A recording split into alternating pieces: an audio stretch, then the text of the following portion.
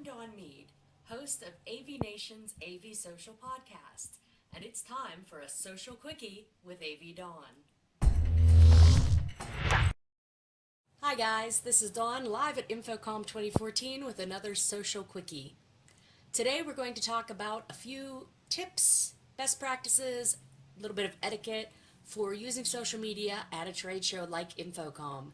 And these are going to be a little Twitter-centric because it is the most real time of the social networks and the one that's most likely to be used at a show like this. For one thing, when you're tweeting from a trade show like Infocomm or from some of the classes, try to go about 100 characters instead of 140 characters. This will allow your fans, your followers, and your friends to retweet you more easily. Anytime you retweet someone, you have to have room to put RT in their username. And when you use the whole 140 characters, there isn't always room for that. I know, I'm guilty. I think we all are. But try your best to keep it a little shorter if you have a great nugget of info or a great bit of breaking news so that your fans and friends can send it out and spread it around the world. Another thing that's very important at a show like Infocomm is always ask before you tweet pictures, take video, or do tweets from a vendor booth or from a class. Some of the vendors and manufacturers on the show floor are very receptive. They can't wait to get coverage for the new and exciting products.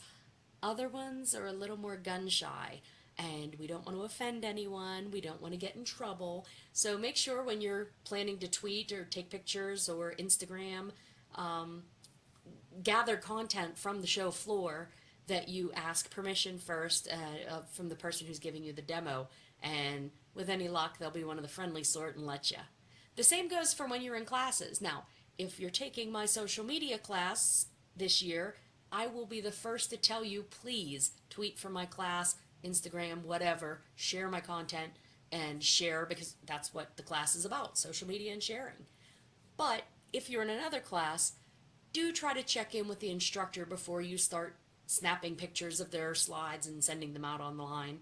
Or, quotes are usually okay as long as you properly attribute, but don't just wholesale rip off their content and put it online.